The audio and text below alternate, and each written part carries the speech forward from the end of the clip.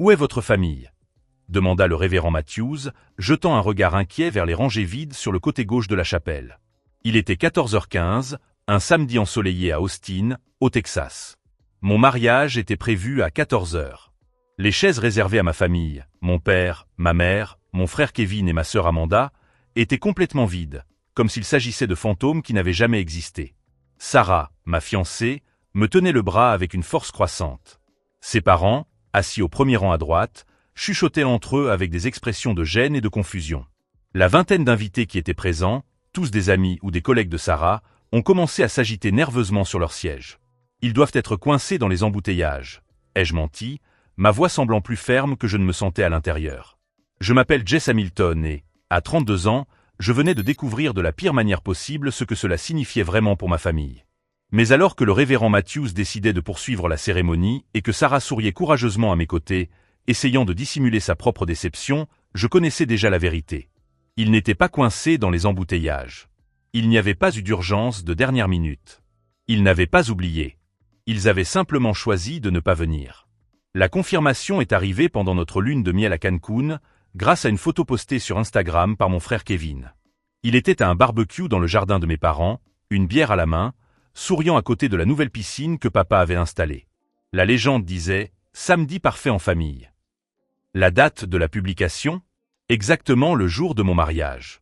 Ma famille avait préféré un barbecue décontracté à la maison au jour le plus important de ma vie.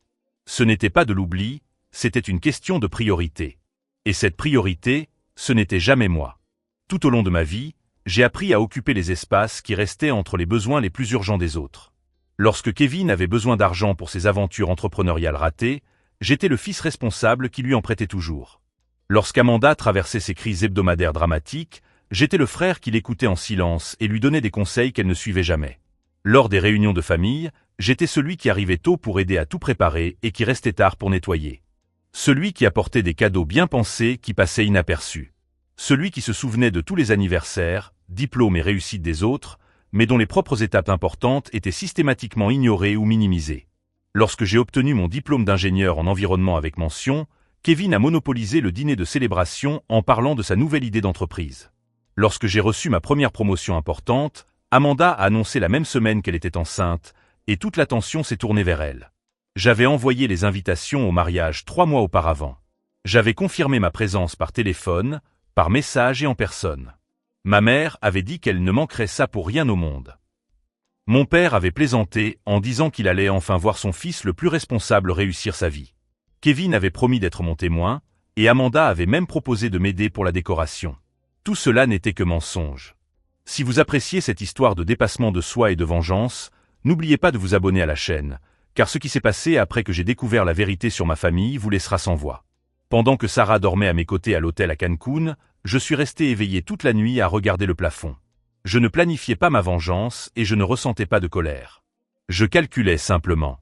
Pour la première fois de ma vie, je voyais clairement ma place dans la hiérarchie familiale. Et c'est à ce moment de lucidité qu'une idée a commencé à germer. Une idée qui allait tout changer. Car ils ne savaient pas que j'avais conservé toutes les preuves de leurs années de négligence. Et surtout, ils ne savaient pas que j'étais beaucoup plus stratégique qu'ils ne l'auraient jamais imaginé. L'appel de ma mère est arrivé le mardi suivant, alors que Sarah organisait les photos de la lune de miel sur notre ordinateur portable. Sa voix avait cette familiarité forcée qu'elle utilisait toujours lorsqu'elle essayait de minimiser ses erreurs. « Jess, mon chéri, nous devons parler du week-end dernier », a-t-elle dit, comme si elle discutait de la météo. Il y a eu un malentendu. Il n'y a eu aucun malentendu, maman, ai-je répondu en gardant une voix calme. Vous avez préféré un barbecue à mon mariage. Ce n'est pas tout à fait vrai. Kevin a organisé cette réunion de dernière minute pour discuter de sa nouvelle affaire. Tu sais à quel point ces opportunités sont rares. C'était toute ma famille en une seule phrase. Kevin et ses innombrables opportunités commerciales qui ne marchaient jamais, mais qui recevaient toujours toute l'attention et un investissement émotionnel inconditionnel. À 45 ans, mon frère Kevin avait déjà échoué dans au moins 8 entreprises différentes. Une entreprise de food truck qui a fait faillite en 3 mois. Une entreprise de dropshipping qui a donné lieu à des poursuites judiciaires de la part de clients mécontents. Une salle de sport qui a fermé pour des problèmes de licence. À chaque nouveau projet, notre famille se réunissait comme s'il s'agissait de la grande découverte du siècle. Et moi, j'étais l'ingénieur environnemental stable, avec un salaire fixe et une vie prévisible. Le fils qui payait ses propres factures, n'empruntait jamais d'argent et se présentait religieusement au dîner du dimanche. Le fil invisible. Amanda, ma petite sœur de 29 ans, s'était spécialisée dans les crises dramatiques parfaitement synchronisées. Des ruptures amoureuses qui coïncidaient avec mes présentations importantes. Des urgences médicales vagues qui survenaient pendant mes rares tentatives de passer des moments privilégiés en famille. Lors de ma remise de diplôme de 3e cycle, elle a annoncé qu'elle envisageait de déménager en Californie. Lors de ma première promotion importante, elle a révélé qu'elle envisageait de retourner à l'université. Lors du dîner où je comptais annoncer mes fiançailles avec Sarah, elle est arrivée en pleurs parce qu'elle s'était disputée avec son petit ami du moment. L'attention était toujours redirigée vers elle. Comme un aimant émotionnel qui absorbait toute l'énergie de la pièce. Mais le plus douloureux était la façon dont mes parents réagissaient à ces situations. Avec Kevin, c'était une admiration inconditionnelle pour son courage entrepreneurial. Avec Amanda, c'était une protection maternelle instinctive et une attention constante. Avec moi, c'était une attente silencieuse que je résolve mes propres problèmes sans déranger personne. Lorsque j'ai acheté ma première maison, à 28 ans, il m'a fallu 6 mois pour convaincre un membre de ma famille de venir la visiter. Kevin s'est finalement présenté lorsqu'il avait besoin d'un endroit où loger après que sa dernière petite amie l'ait mis à la porte. Amanda est venue une fois, a pris quelques selfies pour Instagram et n'est jamais revenue. Mes parents m'ont rendu visite exactement 2 fois en 4 ans. Une fois pour le barbecue d'inauguration, où ils ont passé tout l'après-midi à parler des problèmes fiscaux de Kevin. Une autre fois, lorsque leur télévision est tombée en panne pendant un match important et qu'ils avaient besoin d'un endroit pour le regarder. Sarah le comprenait mieux que moi. Au cours des premiers mois de notre relation, elle était sincèrement perplexe après les dîners en famille. Ils ne t'ont même pas posé de questions sur ta promotion, m'a-t-elle dit un jour, alors que nous rentrions à la maison après un dimanche particulièrement frustrant. Tu en as parlé 3 fois et ils ont changé de sujet à chaque fois. Ils sont comme ça, répondais-je, déjà tellement habitué à cette dynamique que je ne la remarquais même plus. Mais Sarah, elle, la remarquait. Et après 2 ans de relation, elle a commencé à pointer du doigt des schémas que j'avais complètement normalisés. Comme ma mère oubliait toujours de me demander comment s'était passée ma journée, mais appelait Kevin tous les jours. Comme mon père s'intéressait aux loisirs d'Amanda, mais ne montrait jamais aucune curiosité pour mon travail dans le domaine de la durabilité environnementale. Comme lors des réunions de famille, c'était moi qui servais les boissons et nettoyais après, tandis que mes frères étaient les invités d'honneur. Le moment le plus révélateur s'est produit 6 mois avant le mariage. Nous étions tous réunis pour le 50e anniversaire de mon père. J'avais organisé toute la fête. J'avais réservé le restaurant, coordonné les invitations, commandé le gâteau personnalisé, rassemblé les vieilles photos dans un album thématique. Pendant le dîner, papa a fait un discours émouvant pour remercier ses enfants de tout ce qu'ils représentaient pour lui. Il a mentionné Kevin et sa créativité inspirante. Il a parlé d'Amanda et de sa personnalité rayonnante qui illuminait n'importe quelle pièce. Et moi, il a remercié Jess, bien sûr, presque comme une note de bas de page. Sarah m'a pris la main sous la table. Plus tard, dans la voiture, elle m'a dit d'une voix brisée, « Jess, ils ne se rendent même pas compte que tu as organisé toute la fête. » Maintenant, en écoutant ma mère essayer de justifier pourquoi un barbecue improvisé était plus important que mon mariage, je comprenais enfin quelque chose qui m'avait pris 32 ans à accepter. Ce n'était pas une question d'amour. C'était une question de priorité. Et je ne serai jamais leur priorité. Maman, ai-je interrompu son explication sur la façon dont Kevin devait présenter son idée à des investisseurs imaginaires, vous avez manqué mon mariage exprès. Ne dramatise pas, Jess. Il y a toujours d'autres occasions de faire la fête. D'autres occasions. Comme si me marier était quelque chose que je faisais tous les week-ends. J'ai envoyé les invitations il y a 3 mois. Je vous ai confirmé votre présence en personne, par téléphone et par SMS. Les choses ont changé à la dernière minute. Non, maman. Les priorités ont été clairement établies. J'ai raccroché et j'ai regardé Sarah, qui avait interrompu le classement des photos pour écouter la conversation. Ses yeux étaient remplis de larmes. « Jess, dit-elle doucement, je suis désolée. » Mais je ne m'apitoyais pas sur mon sort. Pour la première fois de ma vie, je ressentais quelque chose de complètement différent. De la clarté. Je me suis assis à côté de Sarah et j'ai ouvert mon ordinateur portable. J'ai créé un nouveau dossier sur le bureau et l'ai nommé « Projet Indépendance ». À l'intérieur, j'ai créé 3 sous-dossiers « Documentation »,« Contact » et « Nouveau départ ». Sarah m'a observé en silence pendant que je commençais à taper une liste. « Que fais-tu » m'a-t-elle demandé. « J'organise ma vie », ai-je répondu sans quitter l'écran des yeux. Car pour la première fois, j'avais compris une vérité fondamentale. On ne peut pas forcer quelqu'un à vous donner la priorité. Mais on peut définitivement se retirer de la vie des personnes qui choisissent de ne pas vous apprécier. Et tandis que je tapais le premier élément de la liste, consultation juridique, changement de nom, j'ai ressenti quelque chose que je n'avais jamais éprouvé auparavant en ce qui concernait ma famille. Le contrôle. Ils ne le savaient pas encore, mais ils venaient de perdre l'accès au fil le plus fiable qu'ils aient jamais eu. Définitivement. Le deuxième appel est arrivé jeudi, cette fois de Kevin. Sa voix avait cette arrogance désinvolte que je connaissais depuis l'adolescence. « Mec, maman m'a dit que tu étais contrarié à cause du week-end. Relax, ce n'était rien de personnel. » Rien de personnel. Comme si manquer le mariage de son propre frère était une question d'agenda chargé. « Kevin, vous avez manqué mon mariage pour aller à un barbecue. » C'était plus qu'un barbecue, Jess. C'était une réunion d'affaires importante. Brad avait amené des investisseurs de Dallas qui voulaient découvrir mon idée de start-up dans le domaine de l'énergie solaire. Brad, le même associé qui avait participé aux 3 dernières idées ratées de Kevin. La même personne à qui j'avais prêté $5000 il y a 2 ans et qui ne m'avait jamais remboursé un centime. Tu ne pouvais pas reporter? Kevin a ri, ce rire qu'il avait toujours quand quelqu'un remettait en question ses priorités. Jess, les opportunités comme celle-ci n'attendent pas. Ces types n'étaient en ville que pour une journée. Et je ne me marie qu'une seule fois dans ma vie. Oh, allez. Sarah est sympa, mais vous aurez d'autres moments. Les affaires, c'est différent. J'ai raccroché avant qu'il ne termine sa phrase. Sarah m'a trouvé assis dans la cuisine de notre maison, les yeux rivés sur mon téléphone. Elle venait de rentrer du travail et portait encore son uniforme d'infirmière de l'hôpital central d'Austin. Encore un appel, m'a-t-elle demandé en s'asseyant à côté de moi. Kevin. Il m'expliquait pourquoi une réunion d'affaires fantaisiste était plus importante que notre mariage. Sarah a poussé un profond soupir. Jess, je sais que c'est difficile à accepter, mais il est peut-être temps de prendre un peu de distance avec eux. Non, ai-je répondu en ouvrant mon ordinateur portable. Il est temps de tout documenter. J'ai passé le reste de la soirée à créer un tableau détaillé. J'ai commencé par les événements des 5 dernières années où ma famille m'avait laissé tomber. La liste s'est allongée plus vite que je ne l'avais prévu. Ma remise de diplôme. Amanda a annoncé qu'elle était enceinte le même jour, détournant toute l'attention. Ma première grande promotion. Kevin s'est présenté au dîner de célébration pour emprunter de l'argent afin de sauver son entreprise de food truck. Le jour où j'ai acheté ma maison, personne n'est venu la visiter, mais tout le monde était disponible pour aider Amanda à déménager de son appartement la semaine suivante. Mon 30e anniversaire. Annulé parce que Kevin avait besoin d'aide pour régler des problèmes juridiques liés à la salle de sport qu'il avait ouverte sans les autorisations nécessaires. Chaque entrée du tableau révélait un schéma que j'avais complètement normalisé. Ce n'était pas des coïncidences. C'était un système.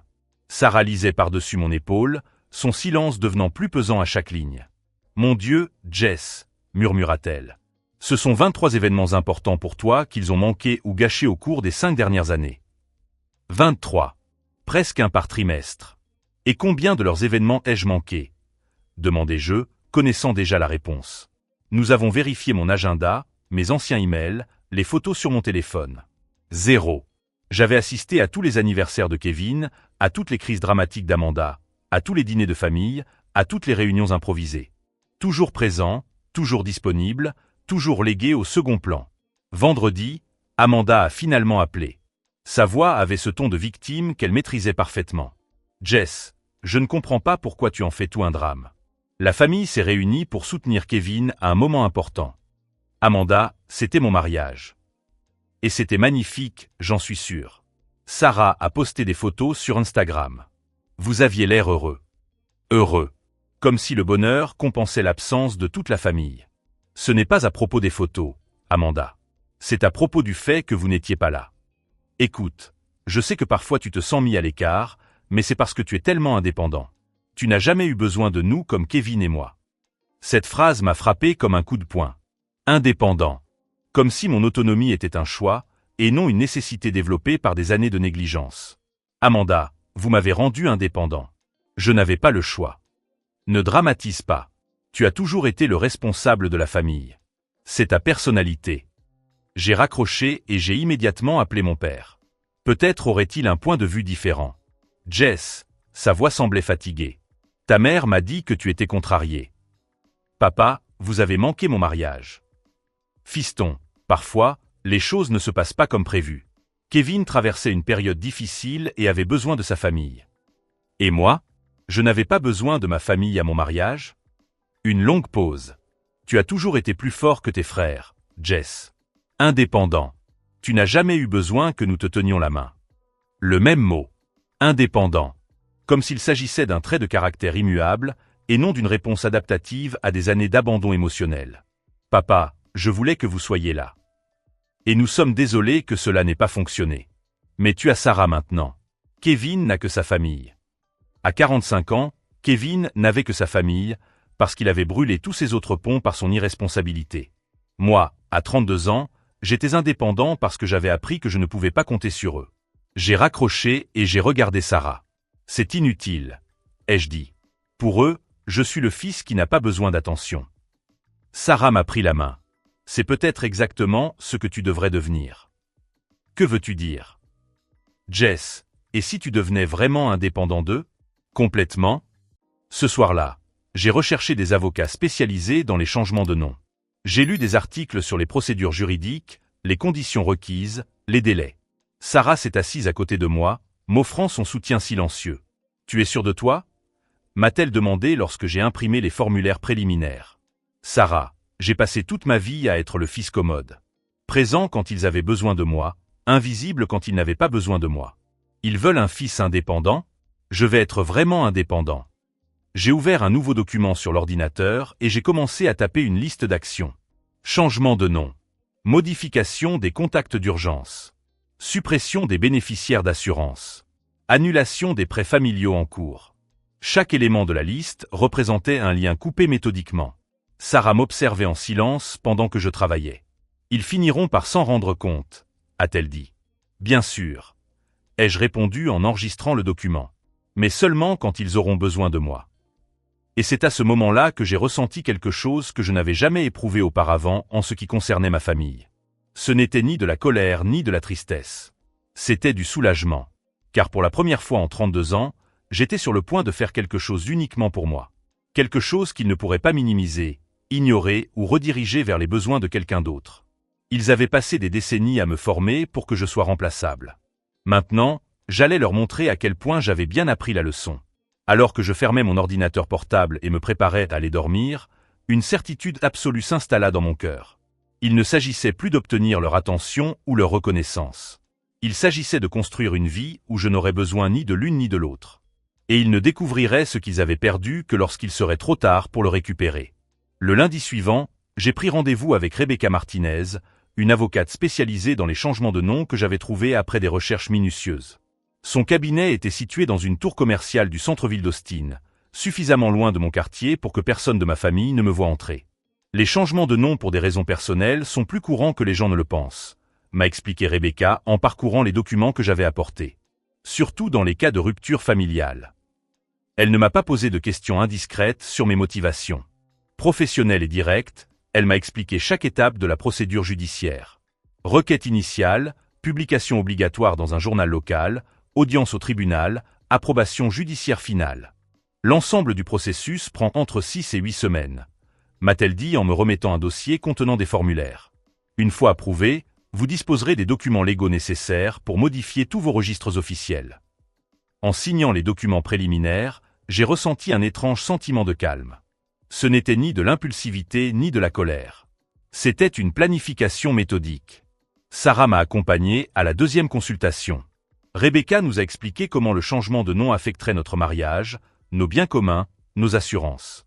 Tout pouvait être ajusté légalement. Êtes-vous sûr de cette décision? A demandé Rebecca, observant notre détermination commune. Absolument, ai-je répondu. Cette semaine-là, j'ai commencé à documenter systématiquement tous les aspects de ma vie qui devaient être modifiés. J'ai créé un tableau avec 143 éléments différents. Du permis de conduire à l'enregistrement professionnel d'ingénieur. Du compte bancaire à l'abonnement à des magazines. Chaque ligne représentait un lien qui se rompait entre mon identité actuelle et ma famille.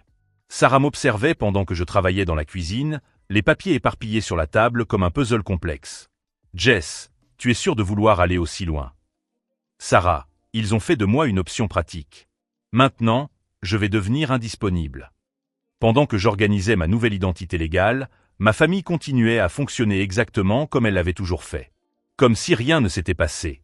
Le mercredi, Kevin m'a appelé pour me demander de lui prêter ma camionnette afin de transporter du matériel pour sa nouvelle opportunité commerciale. Une entreprise de paysagisme qu'il avait décidé de créer sans aucune expérience dans le domaine. J'en ai juste besoin pour quelques heures, m'a-t-il dit, comme si le fait d'avoir perdu mon mariage n'était qu'un petit malentendu désormais surmonté. Je ne peux pas, Kevin. Je l'utilise aujourd'hui. Allez, Jess. Tu aides toujours la famille. Tu aides toujours la famille. Cette phrase résonnait dans mon esprit comme un mantra que j'avais suivi pendant 32 ans. Pas cette fois.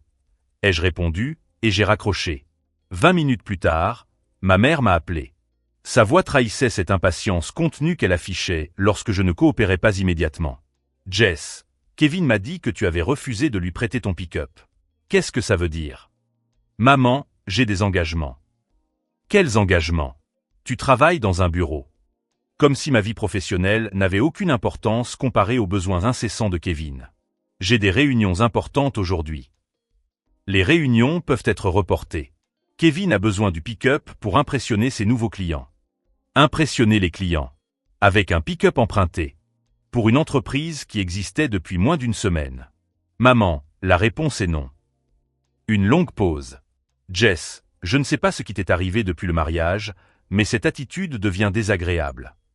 Désagréable. Parce que je fixais des limites pour la première fois de ma vie. Il est peut-être temps que vous compreniez que je ne suis pas une ressource partagée par la famille. Ne dramatise pas. La famille aide la famille. La famille assiste au mariage de la famille, ai-je rétorqué, avant de raccrocher à nouveau. 2 heures plus tard, Amanda s'est présentée chez moi sans prévenir. Elle est entrée en affichant son expression la plus calculée et la plus vulnérable.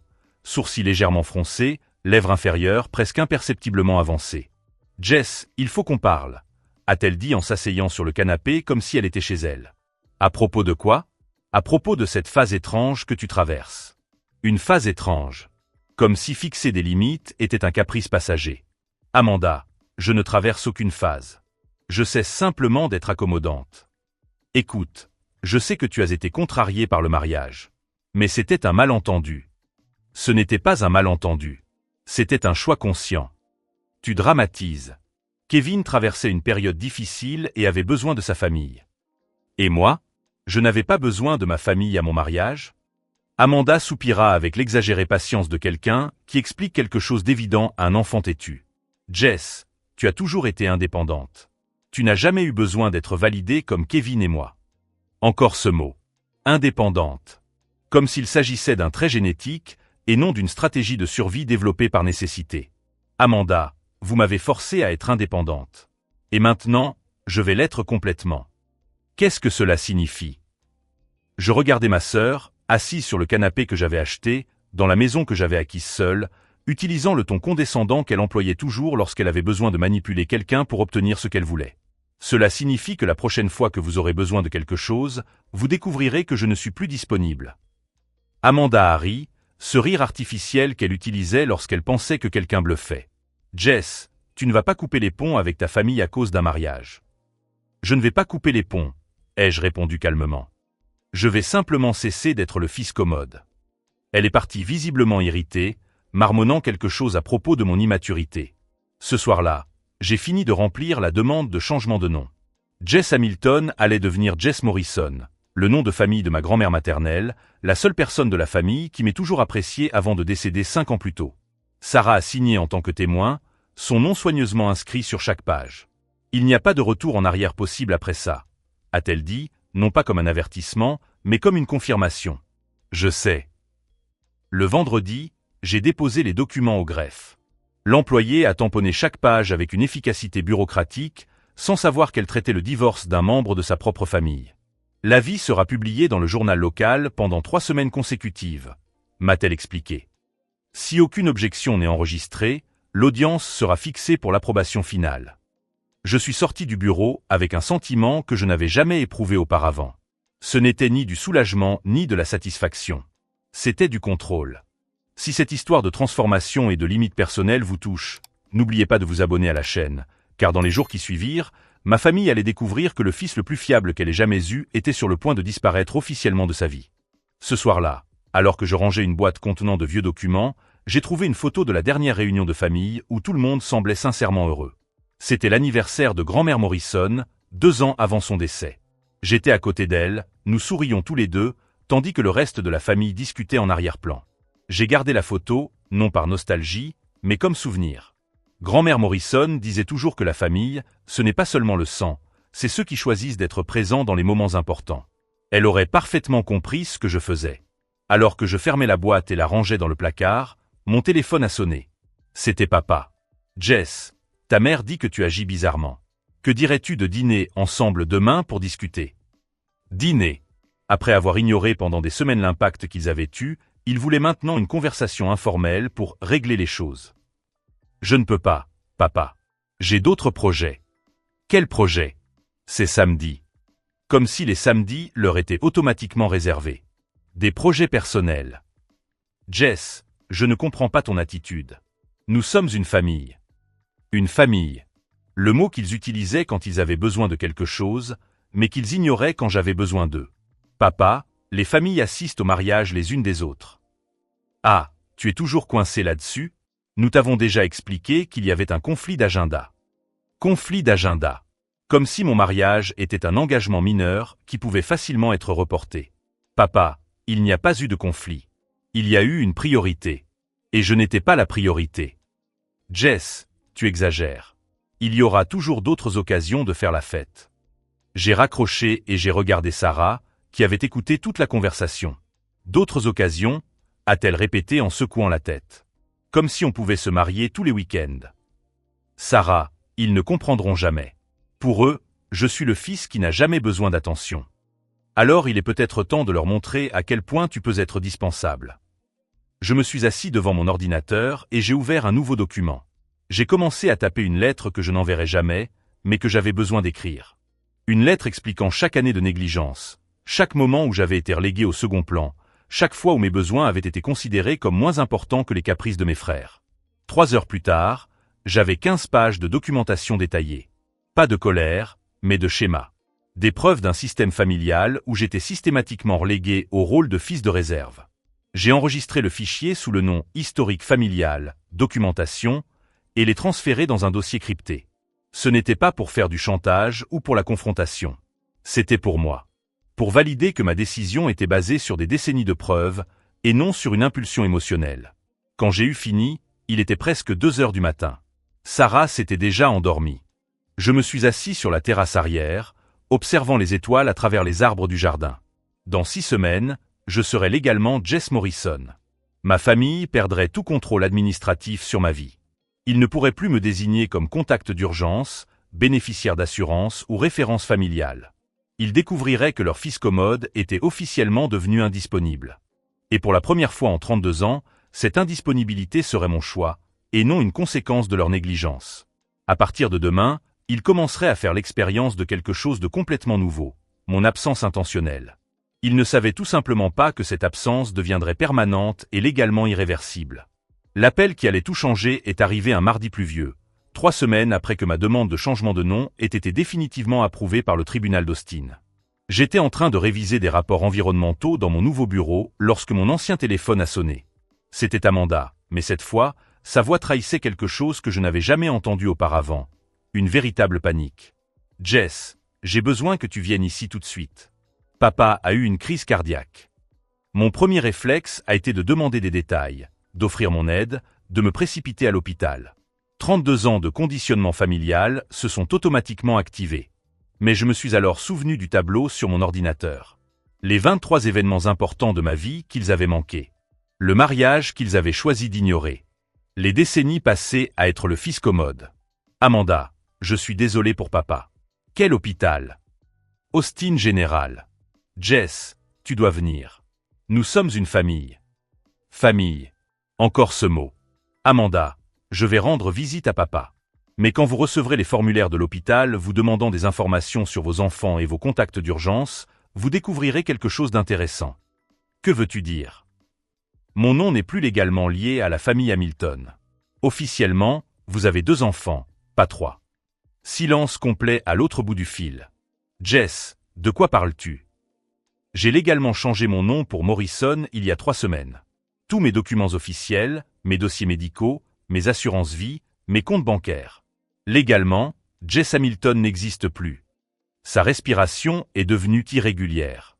Tu ne peux pas faire ça. Je l'ai déjà fait. Et j'ai découvert quelque chose de fascinant à propos des systèmes bureaucratiques. Ils sont très efficaces pour reconnaître uniquement les personnes qui existent officiellement. J'ai raccroché et je me suis rendu à l'hôpital. J'ai retrouvé ma famille dans la salle d'attente du service de cardiologie. Kevin remplissait des formulaires, ma mère faisait les 100 pas nerveusement et Amanda tenait un café froid. Ils m'ont vu arriver et un soulagement visible s'est dessiné sur leur visage. Le fils responsable était arrivé pour régler la situation. « Jess, je suis contente que tu sois venue », a dit ma mère en me serrant rapidement dans ses bras. « J'ai besoin que tu parles au médecin. Tu sais poser les bonnes questions. » « Bien sûr, maman. Mais d'abord, comment remplis-tu les formulaires familiaux ?» Kevin a levé les yeux de ses papiers, perplexe. Je liste les 3 enfants. Pourquoi ? Parce que lorsqu'ils vérifieront les registres officiels, ils ne trouveront que 2 enfants répertoriés pour Robert Hamilton. Amanda s'approcha. « Jess, tu étais sérieuse au téléphone ? À propos du changement de nom ? » Je sortis mon nouveau permis de conduire de ma poche. « Jess Morrison », dis-je en montrant le document. « Officiellement, depuis le 12 de ce mois. » Ma mère prit le permis, examinant le document comme s'il s'agissait d'un faux élaboré. « Jess, c'est de la folie. Tu ne peux pas simplement quitter la famille. » Je n'ai pas quitté la famille, maman. J'ai quitté les registres officiels des Hamilton. Il y a une différence. Kevin lâcha les formulaires. « Mec, c'est vrai ? Tu as vraiment changé de nom ? » « Tout à fait vrai. Et j'ai découvert quelque chose d'intéressant sur la façon dont les hôpitaux traitent les informations familiales. Ils se basent sur des documents légaux, pas sur des déclarations verbales. » À ce moment-là, une infirmière s'est approchée. « La famille Hamilton ? J'ai du mal à vérifier certaines informations. Dans les registres, je vois 2 enfants répertoriés, Kevin et Amanda. Mais quelqu'un a-t-il mentionné un 3e enfant ? Ma mère m'a désigné. Voici notre fils Jess. L'infirmière a consulté son bloc-notes. Je suis désolé, mais nos systèmes ne montrent aucun Jess Hamilton comme fils de Robert Hamilton. Avez-vous des documents prouvant le lien de parenté ? C'est notre fils, a déclaré Kevin, la voix chargée d'une frustration croissante. Je comprends, mais pour les questions médicales, les décisions d'urgence et l'accès aux informations, nous avons besoin de documents officiels. Monsieur, s'adressa-t-elle à moi, avez-vous des documents établissant un lien de parenté ? Je lui ai montré mon permis de conduire. Je m'appelle Jess Morrison. Je n'ai aucun lien juridique documenté avec la famille Hamilton. La confusion sur le visage de l'infirmière fit place à une compréhension professionnelle. Je comprends. Donc, à des fins médicales, nous reconnaissons Kevin et Amanda Hamilton comme vos enfants. Monsieur Morrison peut vous rendre visite en tant qu'ami de la famille, mais il ne peut pas prendre de décision médicale ni accéder à des informations confidentielles. Amanda me regarda avec un mélange d'incrédulité et de colère. « Jess, c'est ridicule. Tu fais ça à cause du mariage ? Je fais ça parce que vous m'avez appris que je ne suis pas une priorité. Maintenant, officiellement, je ne fais même plus partie de l'équation. » Ma mère s'est assise lourdement sur une chaise dans la salle d'attente. « Jess, ton père est peut-être en train de mourir et tu joues avec la paperasse ? Maman, papa va s'en remettre. Mais vous avez préféré un barbecue à mon mariage. Vous subissez maintenant les conséquences d'avoir un enfant moins disponible en cas d'urgence. » Kevin s'est levé brusquement. « Mec, tu te comportes comme un idiot égoïste.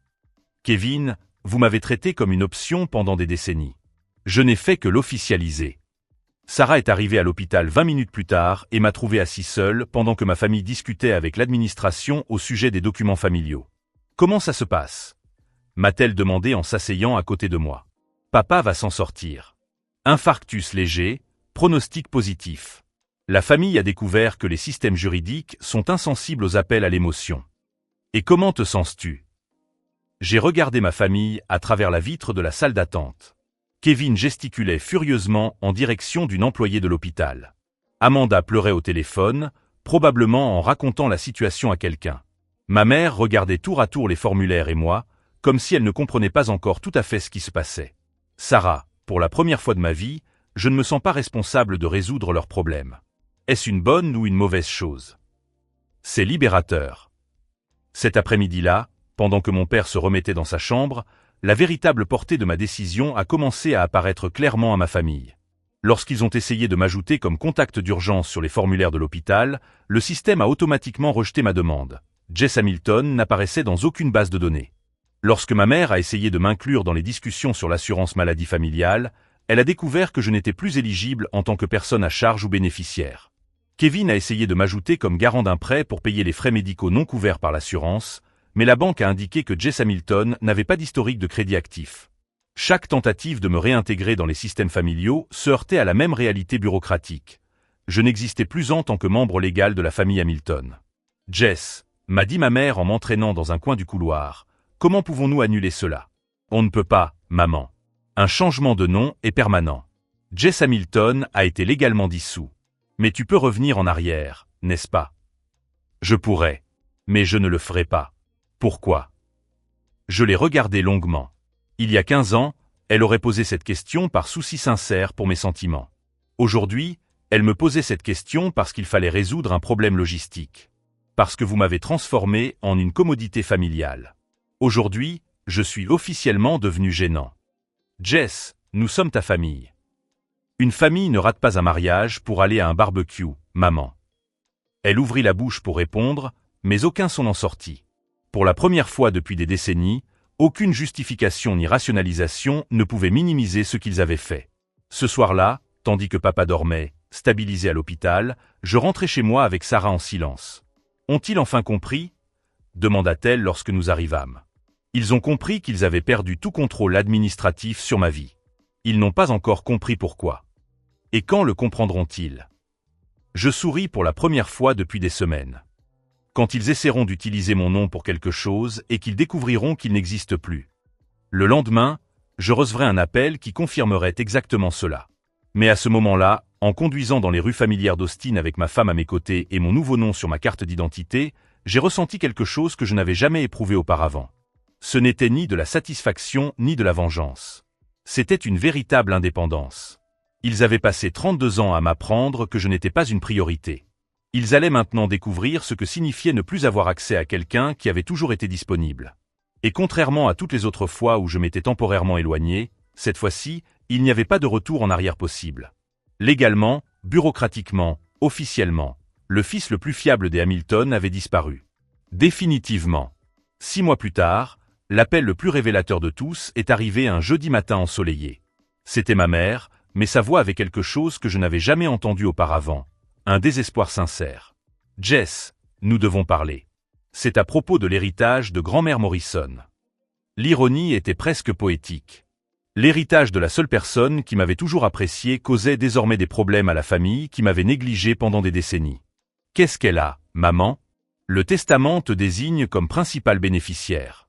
Mais les avocats disent qu'ils ne parviennent pas à localiser Jess Hamilton.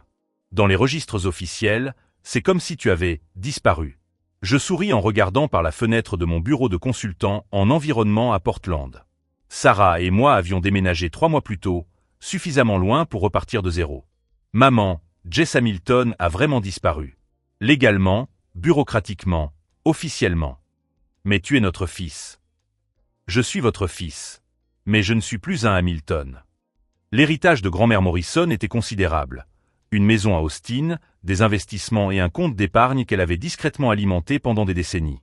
De l'argent qu'elle m'avait spécifiquement légué, accompagné d'une lettre qui disait « À mon petit-fils Jess, qui a toujours su reconnaître sa véritable valeur alors que les autres ne la voyaient pas.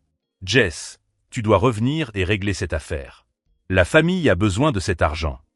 La famille en a besoin. » Une fois de plus, mon existence était réduite à un besoin familial. Maman, l'héritage est à mon nom. Jess Morrison est le bénéficiaire légal. Mais tu es la même personne. Légalement, non.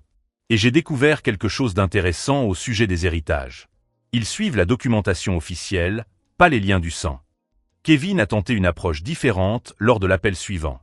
Sa voix trahissait une humilité forcée qu'il n'avait jamais montrée auparavant. « Écoute, je sais qu'on t'a fait du tort.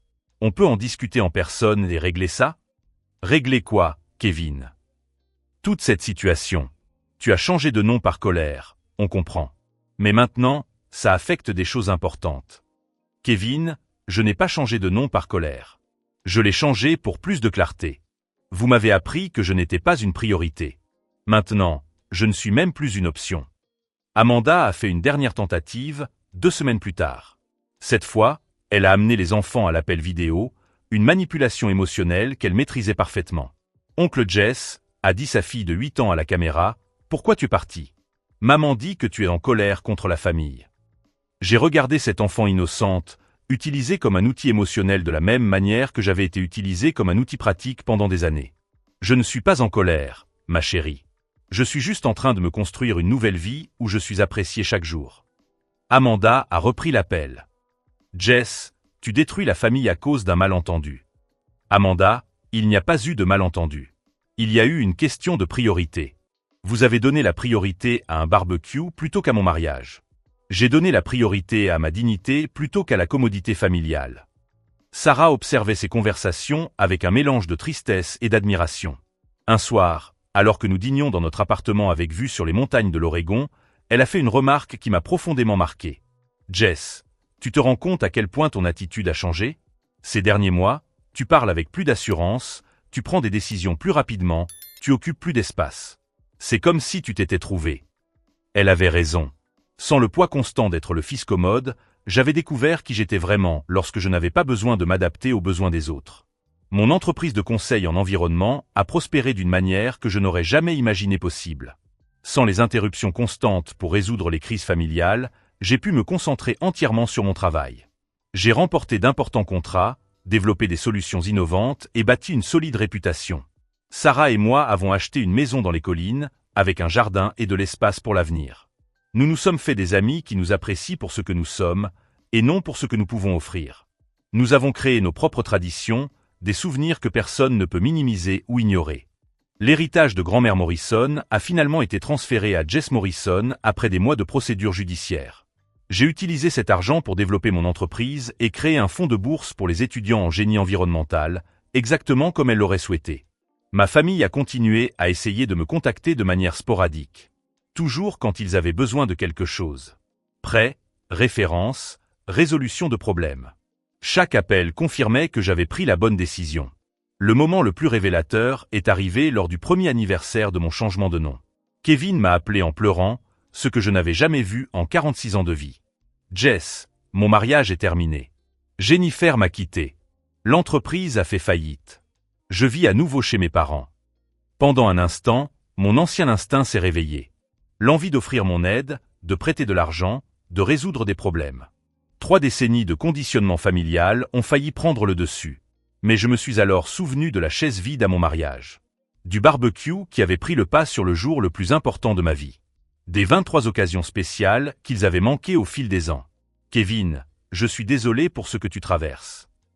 Tu peux m'aider? J'ai besoin d'un endroit où loger, juste temporairement.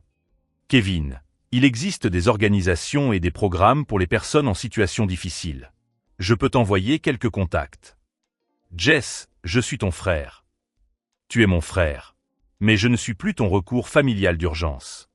Si ce parcours de découverte de soi et de transformation personnelle vous inspire, n'oubliez pas de vous abonner à la chaîne, car des histoires comme celle-ci prouvent que fixer des limites n'est pas de la cruauté, mais de l'attention portée à soi-même. Aujourd'hui, 2 ans plus tard, je contemple Portland depuis la fenêtre de mon bureau agrandi. J'ai 12 employés, des contrats dans 3 États, un mariage solide et une tranquillité d'esprit que je n'avais jamais connue auparavant. Ma famille a fait de moi un enfant indépendant. Ils n'ont simplement pas compris que la véritable indépendance signifie le choix, et non l'obligation. La semaine dernière, j'ai reçu une invitation pour le 50e anniversaire d'Amanda. L'adresse était correcte, mais le nom sur l'enveloppe était Jess Hamilton. Je l'ai jeté à la poubelle sans l'ouvrir. Car certaines portes, lorsqu'elles sont fermées consciemment, restent fermées par choix.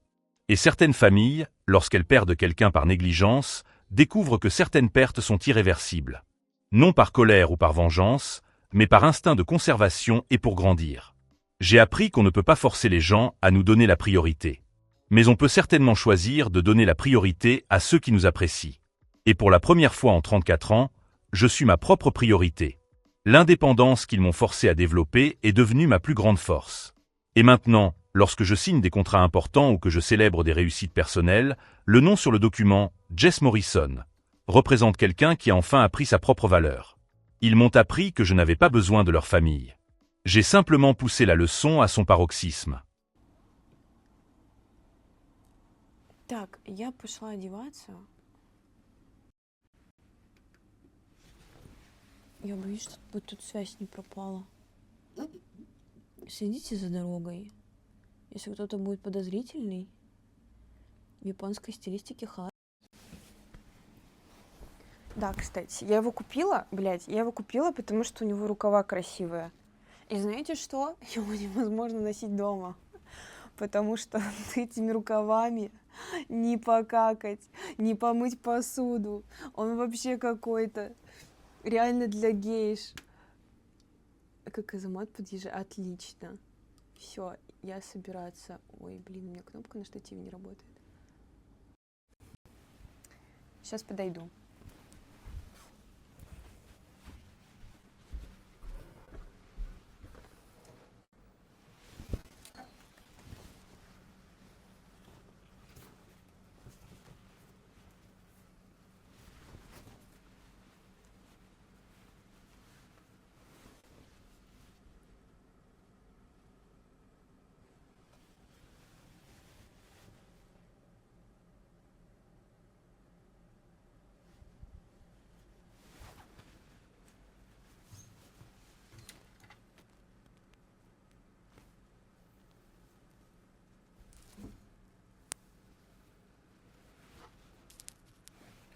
Надеть.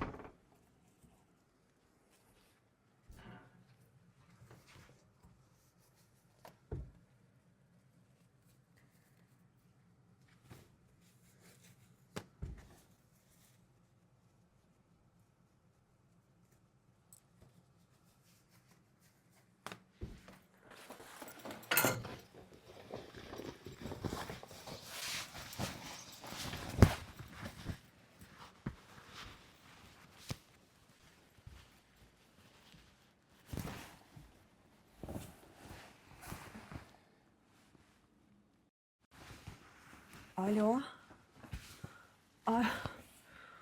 Алло. Так. Я тут. Сори, что долго? Блин. Магнит упал. Угадайте, куда? Туда. Плюс 13 смело. А да, она так получше. Так, мне нужно будет потом звук поправить чуть-чуть. Я смахну приложение. Глеб, слушай, ты тут где-то? А, блядь. Ты же меня слышишь на стриме? Подойди ко мне в апарты.